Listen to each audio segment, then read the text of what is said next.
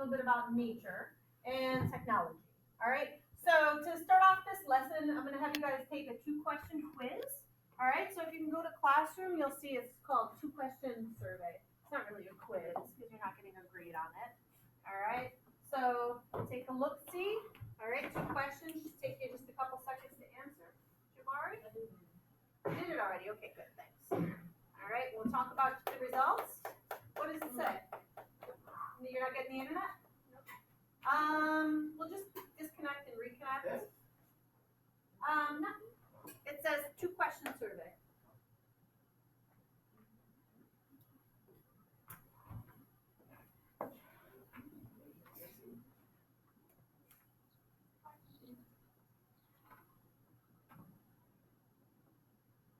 Probably because then you're not going to spill your.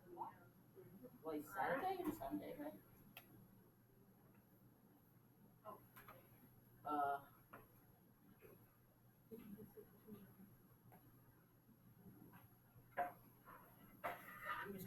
Yeah, so again, this is hours per day. When you're done with your survey, please close your Chromebook.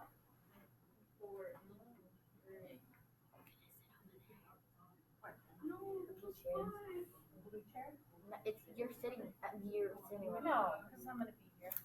Okay, I'll sit in that over chair. Just sit in your right. It's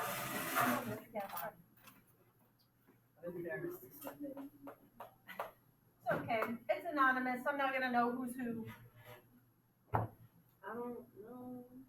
I cannot guess. Yeah, just guess. Just give an estimate.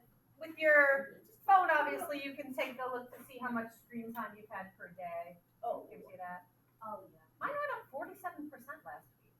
I don't know how, because frankly, I'm on my phone so often. I don't know how I could possibly I'm on increase my phone 24/7. usage. It's pretty bad. It's I'm pretty on bad. 24/7. I was really on my phone yesterday because All right, Takar, you're done. Close up your Chromebook. Ayana, you're done. Joe, you're done. Okay, everybody's done. All right, let's take a look. See at the responses. How do we have 15 responses? We don't even have 15 people in this room. I may have submitted another response. Okay, that's weird. So, all right. So, according to you guys, 4 of you have spent an hour or less. All right. 8 of you spent 2 hours ish, and 3 of you spent 3 or more hours per day, which is pretty good. Most of the classes so far have started off like this and gone down. So, who falls into this category? All right, Destiny, what did you do outside? Like, give me an example. Perfect. Running. Dogs are great excuses to get outside because they don't want to stay inside. Yeah, it's true. It's true. Yes, Joe. What if you're playing with a dog inside? Does that count? No, because you're not outside. So, what else did you guys do outside? Mm-hmm. I went to park in my neighborhood. Oh, nice. I left my bedding and we just played in my backyard. Perfect. Perfect. I'm not going to ask you guys what you did on your screen. Jaden, what'd you do?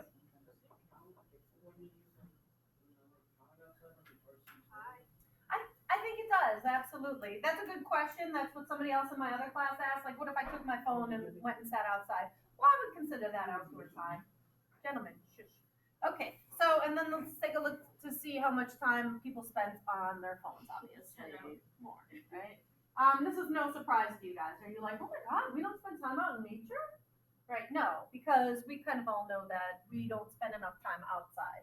So let's take a quick discussion about what are some of the things you gain from nature when you're outside in nature? What are some of the things you gain? What'd you say? Air. You get fresh air. Absolutely. Don't underestimate the power of fresh air. Yes, Joe. Vitamin D. Vitamin D. That's actually, it's a big problem. A lot of people actually suffer from vitamin D deficiency. I myself have suffered. You have to take a little supplement. They say, how much time outside do you have to spend to get your vitamin D? 2 hours? No, only 15 minutes. What? Yeah, it can be a little difficult to achieve on a cloudy day, but you can at least give it a try. So if you're feeling like really run down, you might be suffering from a vitamin D deficiency. All right, what else do you get from being out in nature? What are you avoiding? Exercise. Okay, yep. You might get exercise. Some people don't exercise, but it's certainly easier to kind of exercise outside. What are you avoiding when you're outside in nature? Oh, like the buggies. Not quite what I mean. Like what do you generally not have to deal with when you're outside in nature? Yes. Exactly. Yes. Less interaction with people. Yeah. I mean, you can hang out outside with people. You can. What's nice about nature is it doesn't judge us. You know, it's not saying, you know what, that's a really ugly shirt. Your hair sure looks so good today. You know, you could be a lot thinner. No, the birds don't say that. say that. Well, maybe you, but so you actually gain a lot from nature. There's been studies that show being out in nature lowers your stress levels a lot. Yep. I'm going to show you an article which you're welcome to read. It's a little bit long, so I'm not going to read it to you guys in class. But let's see. It's actually kind of shocking when you think about what they found in the study that they did. Here, let me show you this. So this is an article about how technology is changing our relationship to nature. Before we had phones, right? When I was a young kid, this is what happened on the weekends or even after school. Go play outside. It wasn't a question, it was a demand. Go play outside. We came back when the street lights came on. That was the universal signal for come on home. So right now it's a little bit different. It's a lot bit different actually. So, you know, again, not to belabor the point because you know how much technology has infiltrated your lives. So this is talking about how to combat that. Okay, what I can't say to you, put down your phones and go play outside because it's just not going to work. We have to have our phones with us. Your parents give you a phone so that they can always be in touch with you. They want to track your location, so a phone can be helpful. I was out in nature last March. I fell and I broke my ankle. If I didn't have my phone with me, I would have been in big trouble. Okay, so phones can be very helpful. Right? Nobody's going to give up their phones. What we can do, though, is we can try to interact with nature using our phones. Any ideas on how we can use technology and nature together? Let me give you a game called Pokemon Go. Right? Has anybody ever played that? No, you don't like it? Seriously, and what makes you vomit? Yes. No, because My brother was so crazy. Yeah. He had so much time to go. And he would like go everywhere to just find Pokemon. He will fight and try to get the Pokemon first. Oh, I see. My older brother went out just to find Pokemon. Well, at least he went out, right? Isn't that kind of the point? I'm going to show you another thing. This guy invented, his son was sick, so he invented this robot that goes around and he can go to the zoo, and now his son can see the zoo. All right, so we can encourage nature and technology to work together. So that's pretty cool. You know, here's the problem though. There have been a couple robots. I don't know if you've heard about this. I think a couple of companies have tried to build robots and they send them out and I don't know what they do. Maybe they're delivering packages or whatever. But guess what? People are, they attack the robots and break them. Yeah. I know. People are crazy, but what are we going to do? That's a different topic. So look at this. Okay, so we're talking about nature, you know, all the benefits of nature and all that good stuff. But they're talking about how technological nature has its benefits. Engaging with it makes us feel good by triggering our innate biophilia. Because guess what, people? We're humans. We are made up of the same thing that Earth is made of. We are not composed of the same thing that our phones are made of, right? We are made of water. We're made of organic material, right? We're part of nature. So when we go into nature, like it actually helps us physically. This to me was really exciting. For example, researchers have found that nature videos played in prison drastically reduce violence amongst inmates. Suggesting nature's relaxing influence translates through screens. That's remarkable. That's amazing. If you just show people pictures of nature, they become less violent. So if ever you're stressed out, putting on a nature video will help. If you can't sleep, put on some on your headphones and find like a soundtrack of like thunderstorms or birds. Me too. I think that's great. Or you could get like waves. You could just like people set up things and they record waves, and you could just listen to that, and it'll lull you on to sleep, and it'll help your brain when you're not even doing anything. It says here, studies have found that watching Planet Earth brings viewers joy and markedly lowers anxiety. So this is a way that you can bring nature and technology together. So what we're going to be doing today is we're going to be bringing technology into, or bringing nature into our technology. All right, and how we're going to be doing that is through Google Earth. Raise your hand if you've used Google Earth. I love Google Earth. Google Earth is amazing. I should play on it more often. I forget how much fun it is. So what we're going to do is we're going to use our slideshows. Okay, so if you've already submitted your slideshow, you're going to unsubmit it.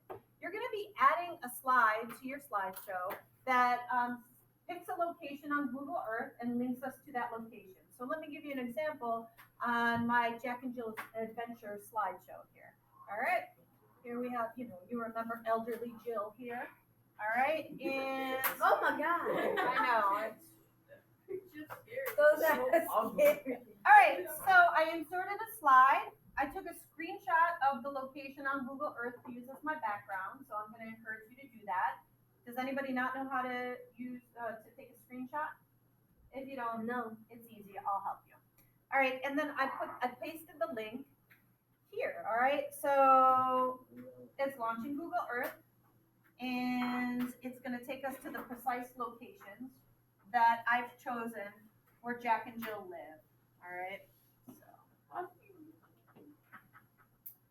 it's easy. I'm going to show you a tutorial. All right, so we see now we're flying into the location. Now, if I hit present, it's going to take you to both my locations. So, as I said, they live here. It's called the Grotto Picnic Area. They got their water from a river. What? They got their water from the river. They got their water from the river, but technically they have to climb this hill. All right, so this is a precise location that I chose. It's called Angel's Landing. And where is my heading here? Maybe it's back on the main page. So walk in here and fall down, right? Well, try not to fall down, but they did have to walk up here, which is why they were giving their mom a hard time of going to so they had to climb up here to get their the water, which is why they were giving their mom a hard time. They didn't want to walk up here. This is actually a popular hike. I think it's something I will never do. Actually, I'm going to be here next week. So this is you climb up, and then you go to the peak, and then you climb back down, and the only thing you have to hold on to is like a little chain. Well, I'm a clumsy person, so I'm not walking this thing. But if anybody, Clumsy. you know Mr. Sang? Mr. Sang did this. Really? Yeah, ask him about it. I don't think he'd do it again. But so when you're on Google Earth, you just have to hit add location, and it'll bring it over here. So let me show you this tutorial.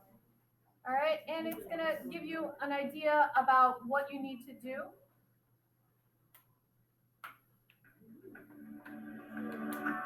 In this video, we're going to talk about how to add features in Google Earth. We'll show you how to add place marks, lines, shapes, street view, and slides to your project. Let's start by adding a place. In Google Earth, click the search button and search for a Now place you you'd might like not to know add to your what place project. you want to set your story at. So Once you I've find a given place you you like, some helpful hints click on the how Add to to think Project about a button in the knowledge location. card. You'll find that on the You can save a place to a new project, or if you've already created a project, you can save to one of your existing projects using the drop-down menu. Don't forget to click Save. The place will now appear in the list of features in your project. You can also add places by dropping a place mark directly on the globe. Click the Add Place Mark button in the toolbar. Then click on the globe to drop the place mark. Give your place a title and save it to your project. Now, let's add a line. Click the Draw Line or Shape button in the toolbar and click on the This globe might to work draw for your the line kids with a because the series three of little points. pigs and they To save mapped your out line, the press pig's Enter. path. So Give you your can, line a title and if you save want it to to your project. incorporate that, you certainly can. You want to have at least 2 locations. Now, in your let's slideshow. add a shape. You use the same tool, the Draw Line or Shape button in the toolbar, to to draw a shape. Click the button in the toolbar and click on the globe to draw your shape. Close your shape by clicking on your first point. Give your shape a title and save it to your project. You can also add a favorite Street View image. Click the pegman to see the blue lines and dots that show where Street View your is Street available. View, Click for on the some blue line reason, or is dot working. to enter Street View. And I don't know why. Mine works, yours doesn't. And I Set don't up the think view it's you something want. the district did. Click the but- Capture Street View button in the toolbar to save the view and give it a title. There's one last feature that we haven't covered yet. Slides. You can also add a full screen slide to your project as an introduction, section break, or ending. Click the Add to Project button. You'll see that you can add place marks, lines, shapes, and slides from this menu. Select Full Screen Slide. Here in the Property Editor, you can design your slide with an image, a title and description. You can reorder any slides or places in your project. So if you've made an intro slide, I'm just then you gonna can have drag and you drop copy it to the the link first place when you're on on the this list. page and paste To the see link your into finished your project, slideshow, click okay? Present. You don't have to get into this. Use the previous and next buttons in the table of contents to journey through your project.